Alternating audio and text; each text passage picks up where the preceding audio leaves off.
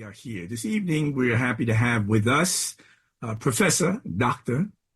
Gerald Horne, esteemed historian, and we're going to get into it almost immediately because there's so many things that we need to see if we can put in some kind of historical context. Things that are happening now, based on Dr. Horne's writings, are things that, well, we could have predicted. So we're going to talk about that, and hopefully he'll be with us for almost the duration of the program. We have one other segment we have to try to do a little bit later, but of course we're happy to have Dr. Horne with us this evening. Good evening. Thank you for inviting me. All right. Well, we're definitely happy to have you. First of all, let's go back in terms of some of your history. And you went to law school. Mm-hmm. You became a lawyer. And then at some point you decided to become a historian. Mm-hmm. How did that happen? What was that transition like? Well, when I applied to law school, it was a different era. This gray hair is not a dye job. It came honestly. Mm-hmm. That is to say, when I applied to law school, it was in 1969, and many of us had thought that we were in a revolutionary moment. By the time I graduated from law school, it was clear that we had made an incorrect political estimate. And in any case, I have to confess that I was only interested in being a kind of soldier of the law, helping political prisoners, helping the Panthers, for example. And when that moment seemed to be disintegrating, I decided to take a different path, which is what led me first into quite a bit of travel, particularly international travel. And then after that, deciding to cast my lot with the historians. So at this particular point, how many books do you have? I mean, a question I asked, I have the children book author on, Carol Weatherford Boston, and I asked her, well, how many books do you have up until now? And, she'll give me a number. How many books have you written so far? Well, I guess I would say dozens. I mean, to be honest and sincere, I haven't really been keeping track. I've been so busy researching and writing that I haven't had time to count. Mm-hmm. Okay. All right. That sounds about right. But we should say you're relatively prolific, and we can expect, what is it, sometimes a book a year and sometimes more than one? Well, yeah, I'm glad you asked that question because my next book will be dropping in a few weeks. The Capital of Slavery, Washington, D.C., 1800 to 1865. In some ways, it's a sequel to my book over more than a decade ago, speaking of the Counterrevolution of 1776, slave resistance and the origins of the United States of America. And in some ways, these texts bleed naturally into the essence of our discussion this evening. What I mean is this book that will be dropping in a few weeks, it has as a premise this notion that despite the fact that many, including many of our friends on the left, try to convince us that when the United States came into existence, it's marking its 250th anniversary next year, that it carried the seeds of abolition of slavery, despite the fact that the vanguard of the revolt against British rule were enslavers. George Washington, Thomas Jefferson, James Madison, Patrick Henry, et al. And so what I do in this coming book is a kind of granular examination of how the enslaved felt about this premise that many of our friends on the left put forward. And their actions showed that they rejected that because early on, and I would say this is August 1814, during the British invasion of Washington, D.C., we find that the enslaved joined the Redcoats in helping to torch the White House, sending President James Madison and his garrulous spouse, Dolly, fleeing into the streets one step ahead of the posse, and then the enslaved fleeing on British boats to Trinidad and Tobago, where their descendants continued to reside. I recall when I was doing a book talk in New York, when this book came out more than a decade ago, there were those in the audience who were descendants of those Africans from Washington who had fled to Trinidad and Tobago, for example. And anyway, I could go on talking about this book, but that's not the purpose of my being here this evening. Well, it kind of bleeds into, as you said, into some of the things we need to talk about. I have right next to me here your book, The Counterrevolution of 1776. And in that particular book, you make the argument that one of the major reasons why the so-called American Revolution took place was because of the institution of slavery, and to essentially protect that. Because at that particular time, there were rumblings in the British Isles and beyond, in their colonies, that slavery was not that good, that it was relatively bad, and something needed to happen about it. At that same time, of course, in the United States, the institution of slavery was not at that particular point ceasing. It was actually ramping up. It was going ahead and becoming the major industry in this particular country. So talk about that in terms of this idea that the American Revolution was not necessarily totally about the independence of America from Great Britain, but it was in fact an attempt to try to take the institution of slavery and make it the institution that it literally became in the United States.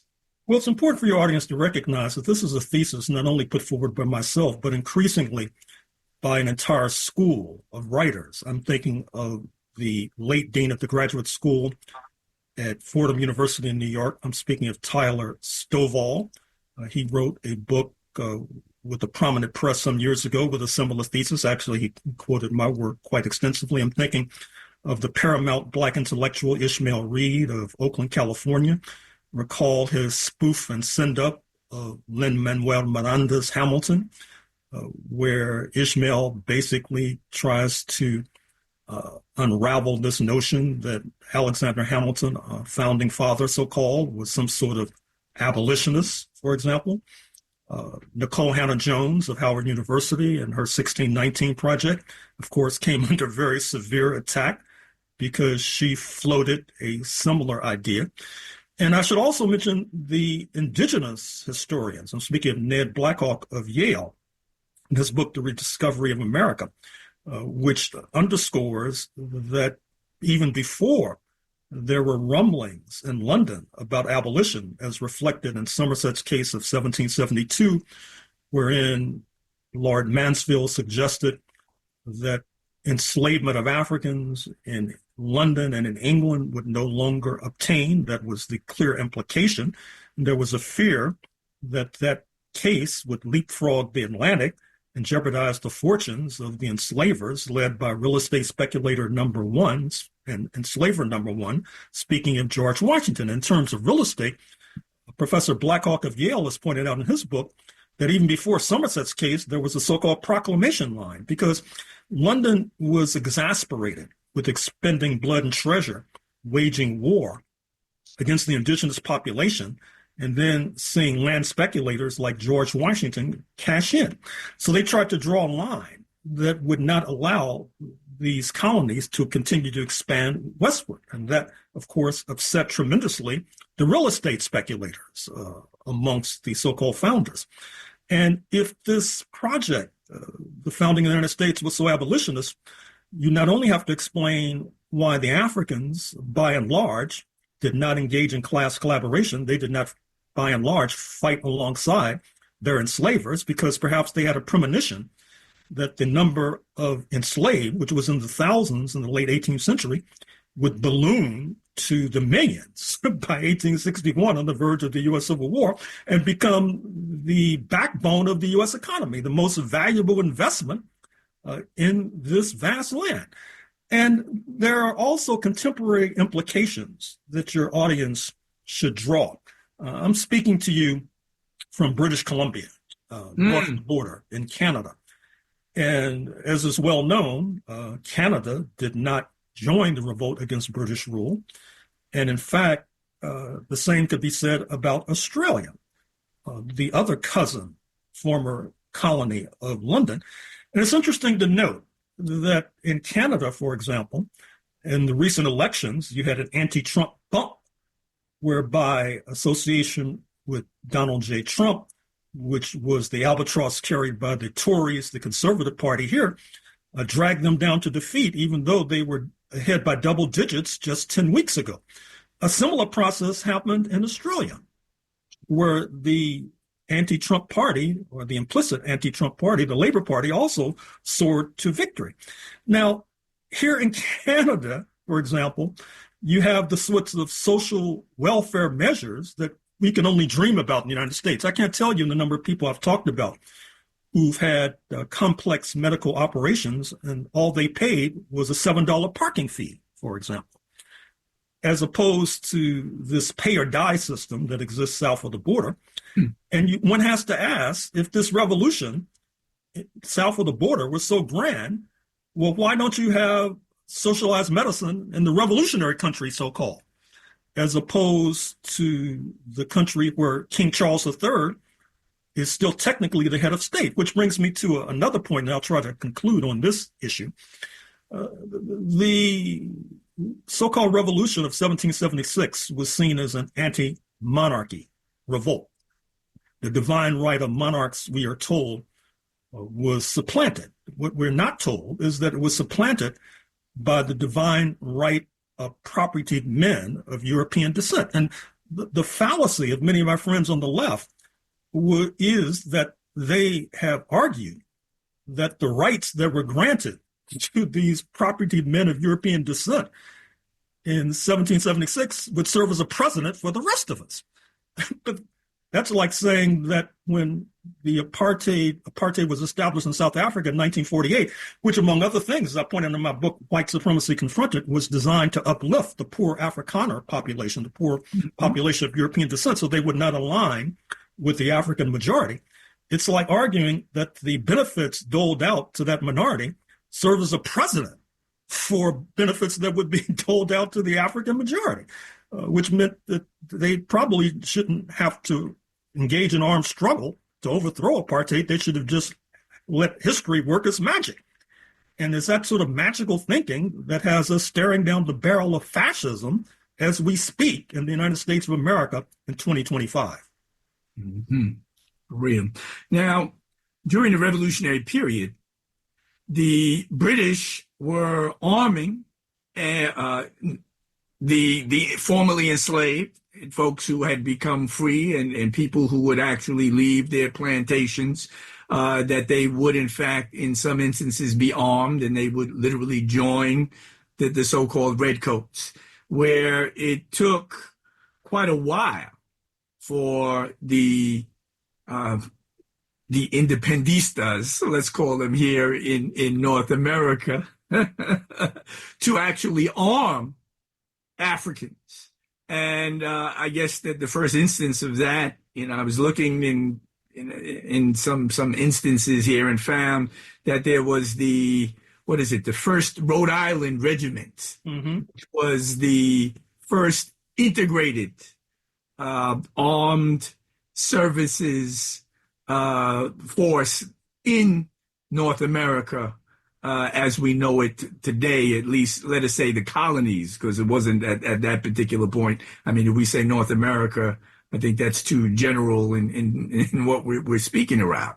So this question in terms of arming Africans is probably part of the issue in regards to the paranoia on the part of slaveholders during the revolutionary period, because they would see that the idea of armed Africans, as we can look at in terms of things like the Stono Rebellion, are things that actually frighten not only just, let us say, slaveholders, but also we would have to say Europeans in general.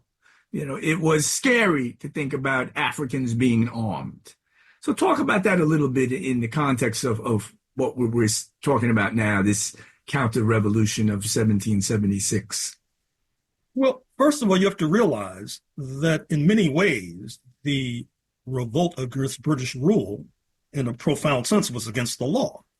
That is to say that the rebels decided to overthrow the status quo and establish a new system. And one of the triggers for their anger and their fury that led them to cross over to the other side of the law was the fact that you had the final colonial governor of Virginia, speaking of Lord Dunmore, who in an attempt to squash rebel restiveness in the state of Virginia in 1775, when of course Virginia was not only the producer of a disproportionate number of U.S. presidents post 1776 up until 1861, but it was also the leading state of enslavement. And Lord Dunmore, in order to squash the restiveness of these rebels, established the so-called Ethiopian regiments. That is to say, he was arming Africans. And that infuriated the enslavers, because he was also making the pledge that those who sided with the British could also ultimately be freed, as what happened in the War of 1812, with my aforementioned comment concerning the torching of the White House in August 1814. And there's an analogy to those events in the U.S. Civil War, because as is well known and well acknowledged, the Lincoln government in many ways was losing the war to the Confederates, the slave owners who revolted because they thought that the election of Lincoln portended the ultimate abolition of their most valuable investment, or minimally, it would suggest that there would be no expansion of enslavement across North America. And the Lincoln government was losing up until the time of the Emancipation Proclamation, January 1st, 1863, which in many ways was a war-fighting measure as much as anything else. In other words, it allowed the Lincoln government to enlist approximately 200,000 Black men, place rifles in their hands, or otherwise enlist them in the military. And that was the turning point. That helped to turn the tide against the Confederate States of America. And I should also suggest that part of the continuing fury directed at the descendants of enslaved Africans in the United States of America comes from those kinds of episodes also referring to the fact that their property, the most valuable investment, was expropriated without compensation as a result of the conclusion of the Civil War. Now, as I point out in my book on Washington, interestingly enough, the 3,000 enslaved Africans in Washington, D.C., who were freed before the Emancipation Proclamation, by the way, their enslavers received compensation for their lost investment when slavery was abolished in the District of Columbia in 1862. Not so for the rest of the enslavers in the 11 states of the old Confederacy.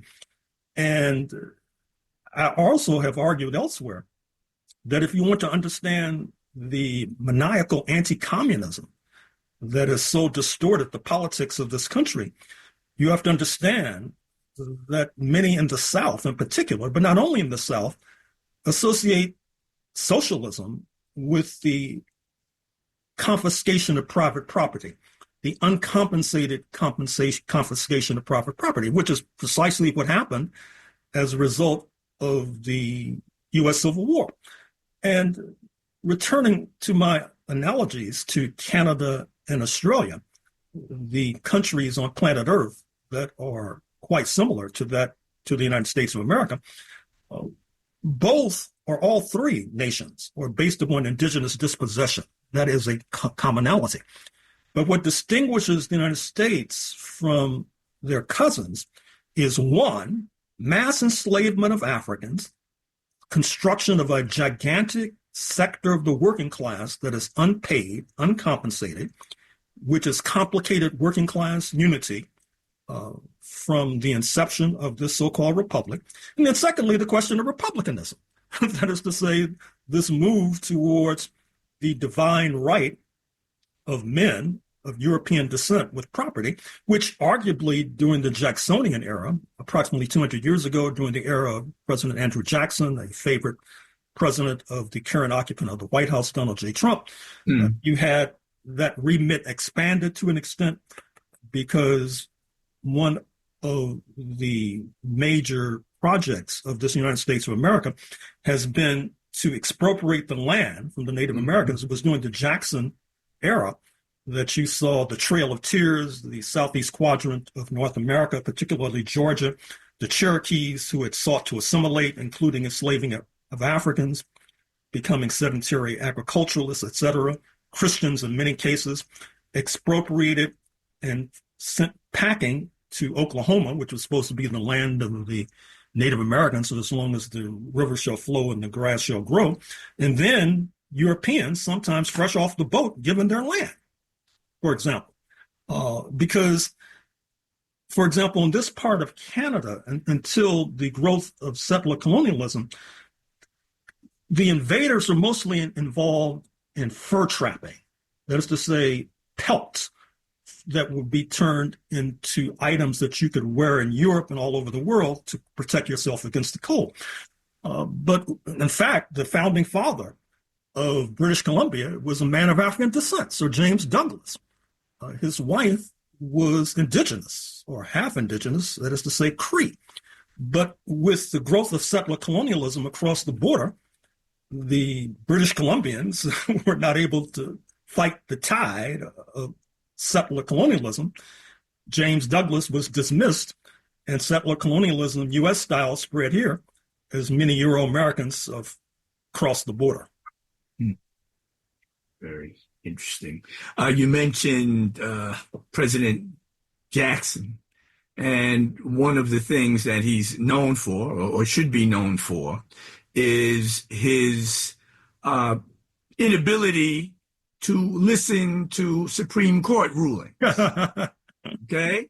That the question in terms of Jackson was, well, the Supreme Court says what I'm doing is illegal, but can they enforce it? We're at a time where a similar situation is occurring and will continue to occur when this president will go against the will of the Supreme Court, and there appears to be no enforcement mechanism that the Supreme Court has. So Nixon, as an example, the Supreme Court would say something, Reagan even, and they would abide by what the Supreme Court said. But in the case of Jackson, and now in the case of Trump, we have two presidents who will not, and the question of enforcement becomes a major issue. How can the Supreme Court enforce its rulings with these folks? Well, not only how can the Supreme Court enforce its rulings, recall what happened in Wisconsin a few days ago when a judge was handcuffed and arrested, put on the social media of FBI Director Kash Patel. Supposedly, she had helped an undocumented worker escape the clutches of the law. In the aftermath of that horrendous decision, which, by the way, has been protested by a number of judges from the Atlantic to the Pacific, the idea was floated in Washington that the U.S. authorities also had the capability of detaining and arresting Supreme Court justices, for example. So it's obvious that we're in a new era. And like an Agatha Christie novel, there are many potential culprits we can point at with regard to how we have reached this crisis and are staring down the barrel of fascism. But one possible culprit, I would argue, is the kind of history that we've been taught, which has been quite misleading, which has led the unsuspecting to believe that 1776, 250 years ago, more or less, a sturdy republic was constructed with liberty and justice for all, that the rule of law was established. But with the advent of the Trump regime, it's apparent that that is fantasy. And history is littered with examples of progressive forces, I'm afraid to say, making misestimations, making miscalculations. I think of Chile, for example. Recall a few moments ago, I said that in the interregnum between graduating from law school and going into history, I did a lot of traveling. And one of the places I visited was Chile under Salvador Allende. Recall he was overthrown in a U.S.-sponsored fascist coup September 11th, 1973. And I'll never forget, while being there, before the coup, fortunately, I escaped before the jackbooted thugs took over, that in having conversations with many of the friends and comrades in Santiago de Chile, they were confident that this could not happen because they had confidence in the so-called democracy that had been established. But I think that one of the clear inferences that should be drawn is that if you are living in a country such as the United States of America, or for example, basically anywhere in the Americas, where there has been settler colonialism, indigenous dispossession, that is to say, the United States in particular, was based upon counterrevolution, overthrowing of Native American nations from the inception of the European invasion, that the womb is therefore fertile for the growth of counter-revolution. The room is therefore fertile for the growth of fascism. And that is a harsh teacher to learn by experience. But let us hope we can learn that lesson sooner rather than later. Otherwise, we'll have some interesting debates in the concentration camps. For real. We'd like to remind everyone you're listening to WBAI New York 99.5 FM. This is Education at the Crossroads. I am Basir Mchawi. We're speaking with Dr. Gerald Horne. We're streaming.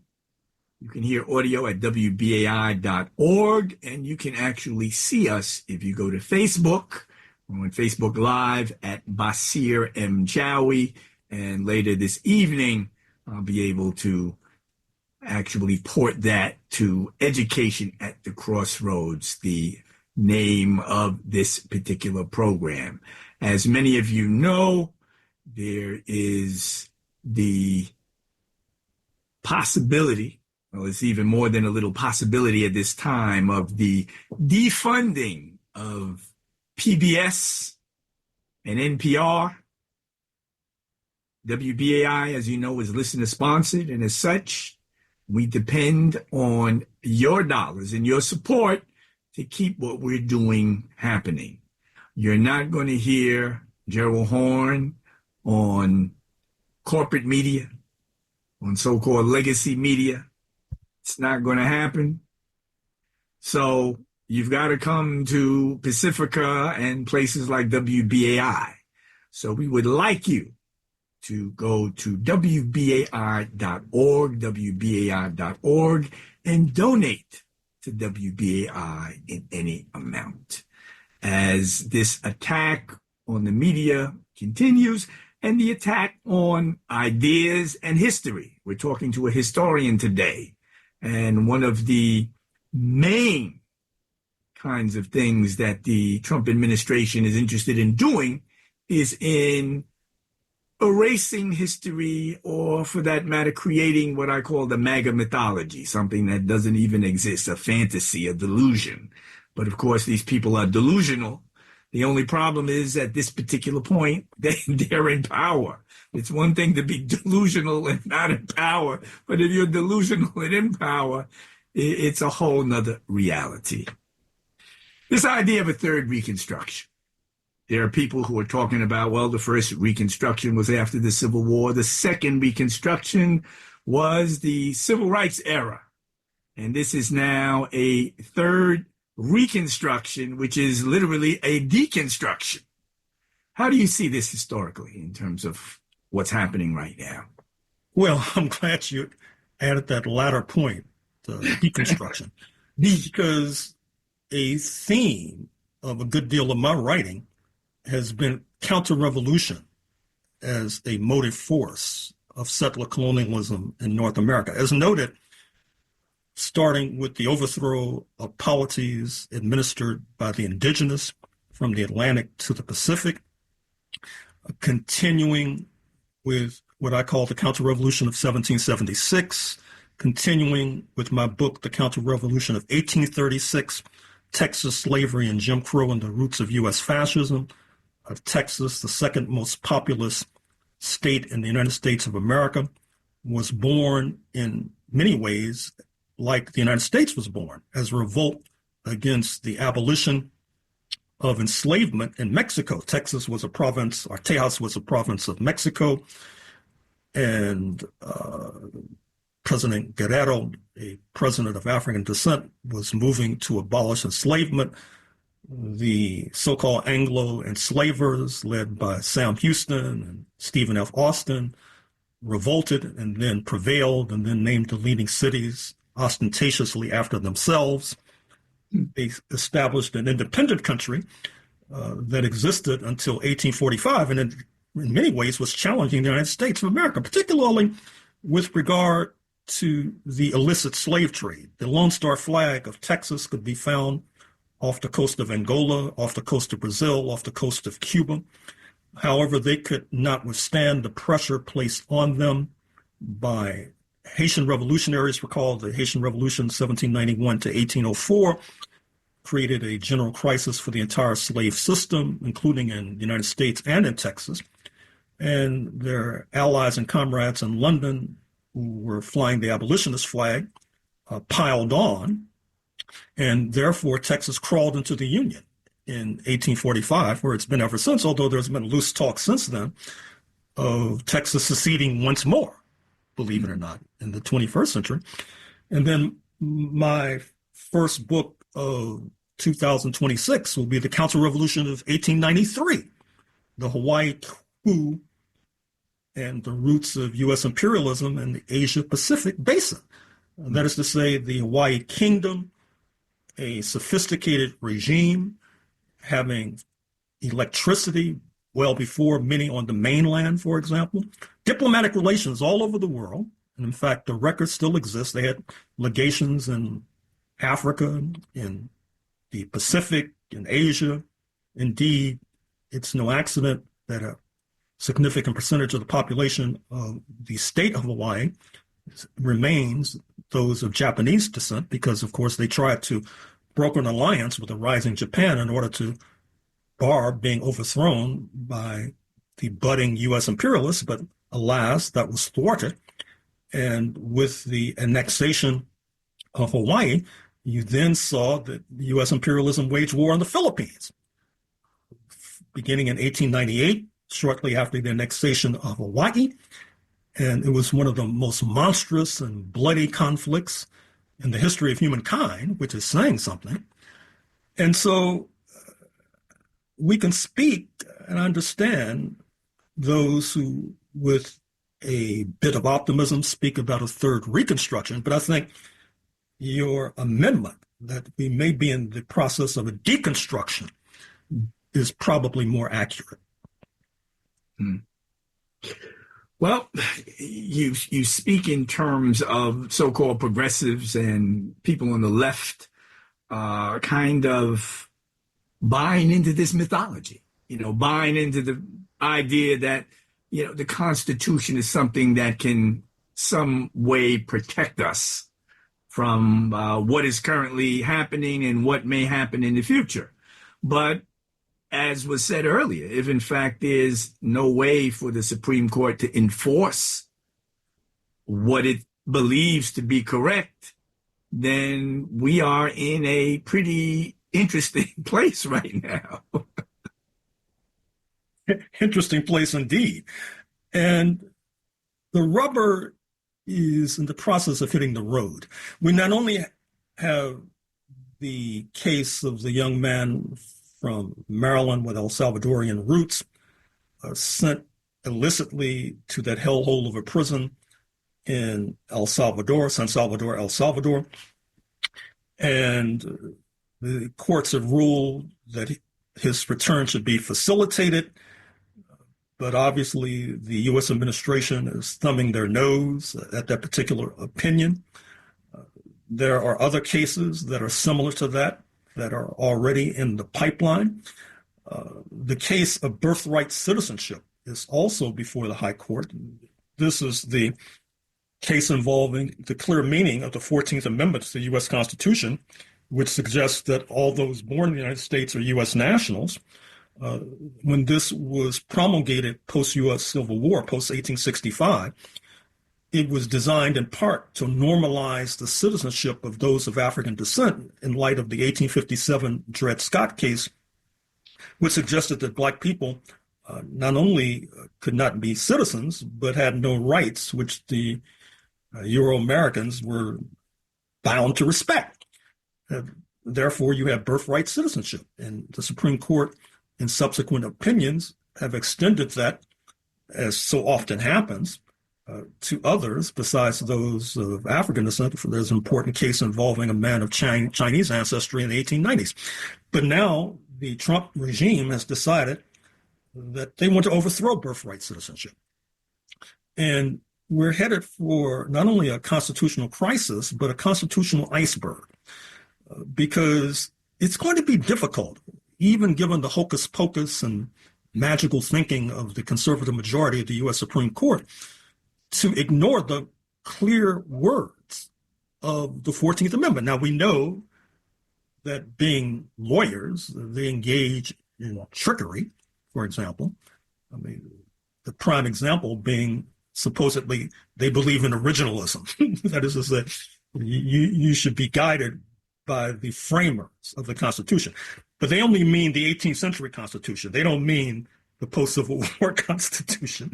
So, but even given that sort of magical thinking, they're going to have to engage in some real mental and verbal gymnastics to overthrow birthright citizenship.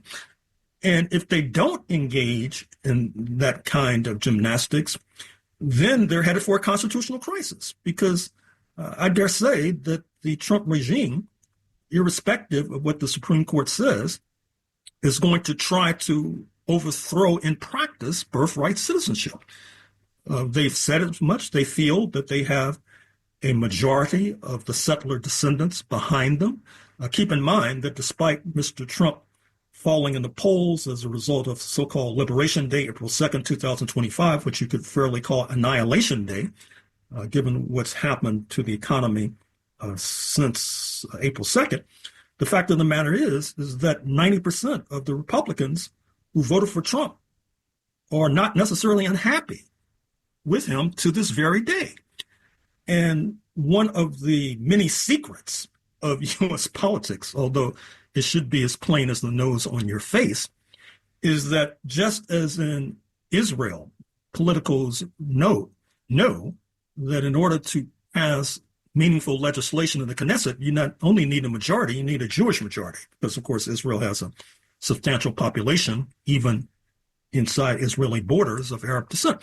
In the United States, to do something meaningful, and one of the reasons you have this double standard where the Republicans can get away with so much and their opponents cannot, is they have a settler majority. They have a settler descendant majority, because many of our friends on the left don't even recognize the concept of settler colonialism. How do they think this country was established? I mean, I know people like to sweep stuff under the rug, but if you're on the left, that means you should be confronting reality in all of its complexity and indeed ugliness. So in any case, we're headed for a major crisis in this country, and programs like this will help to rescue us ultimately. Well, hopefully we can survive. We know that we're under scrutiny. If NPR and PBS is under scrutiny, then Pacifica is under scrutiny as well, and there'll be some attempt to, try to attack us. It's just a matter of, can we come together? And by we, I mean the 5 Pacifica stations, the various factions who are actually part of these particular stations, because, like you said, I mean, in terms of the left or whatever, it's sometimes it is a conundrum, in terms of what people believe, what their experiences are, and what happens in terms of organizing these particular people, because that sometimes is the most difficult piece. Professor Horne, really good to have you. Your next book is out when now? In a few days, The Capital of Slavery, Washington, D.C., 1800 to 1865. Right.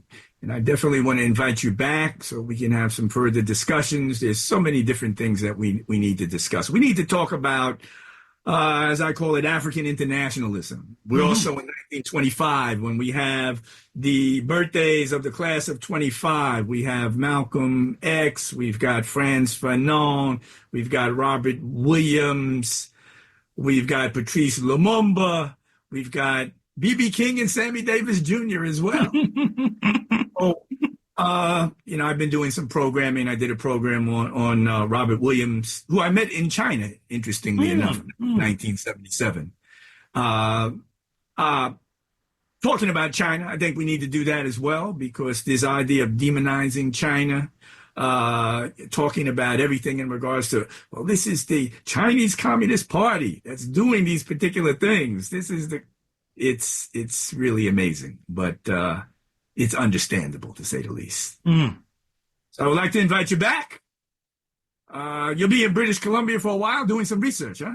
Oh, absolutely. It's a comparative analysis of settler colonialism in the United States versus Canada. And as a footnote with regard to African internationalism before our time expires, September 2025, the Caribbean community, Jamaica, Barbados, Trinidad et al., they're having a high-level summit in Addis Ababa, Ethiopia, with the African Union, 4 dozen plus African nations. Reparations is high on the agenda. We're going to try to force on the agenda the question of sanctions against the Trump regime. A number of African Americans are going to travel to Addis Ababa. I encourage that because I think this might be the true Liberation Day, September 7, 2025. Right. And there are all kinds of issues in regards to the sixth region of the African Union, which is the diaspora, and what actually that means, and what power and what voice that sixth region actually has and will have. Well, that's the purpose of this journey to Ethiopia. All right. Well, listen, Dr. Horne, thank you very much. We want to bring you back, and we'll try to do that soon. Thank you for inviting me. We state these facts only to let you know that those of us who are revolutionary, Pan-Africanists, is not because we love revolution. It is historically determined, and we have no alternative but to follow history and to use history for the benefit of our people.